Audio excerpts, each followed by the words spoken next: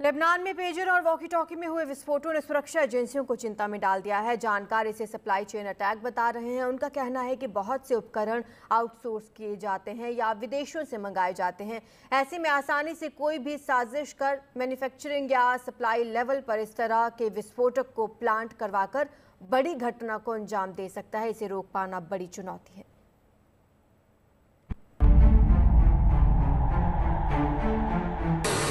पहले पेजर और फिर अगले दिन वॉकी टॉकी में धमाकों से दहला लेबनान।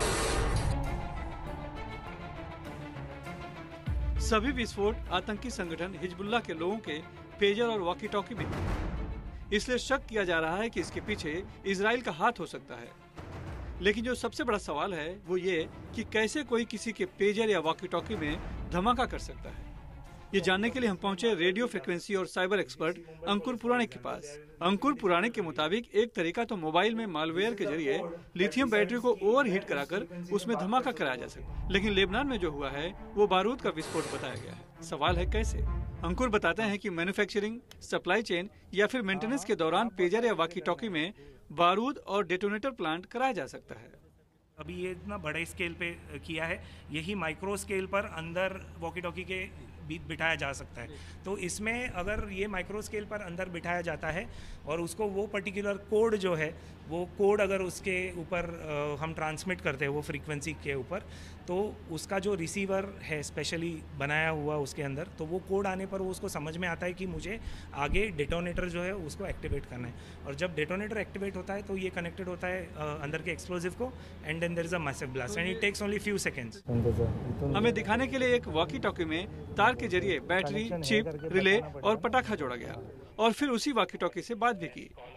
जब उसका कोड मैच होगा तभी ही जाकर वो ट्रिगर होगा। जैसे अभी मैं इस वॉकी टॉकी से इस वॉकी टॉकी पे कॉल दूंगा, आपको ऑडियो भी सुनाई देगा, एक नॉर्मल फंक्शनिंग वो करेगा।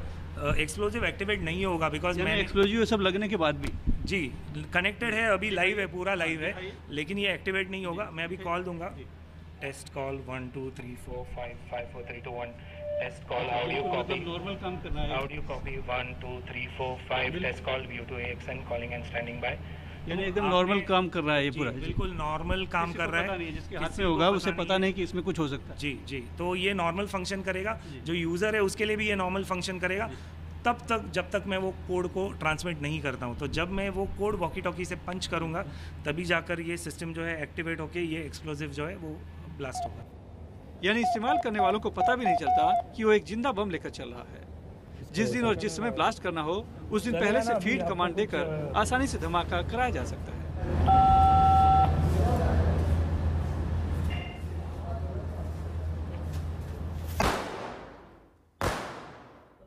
सुरक्षा और साइबर जानकार इसे सप्लाई चेन अटैक कहते हैं, जिसमें फैक्ट्री से लेकर उपभोक्ता तक सामान पहुंचने के दौरान उसमें मालवेयर प्लांट किए जाते हैं, लेकिन पहली बार हार्डवेयर प्लांट किया गया है। जैसे अभी 2 दिन पहले एक एडवाइजरी आई थी FBI की, NSA की, एक साइबर एडवाइजरी, जहाँ पे China, people's republic of China ने कुछ 2 लाख प्लस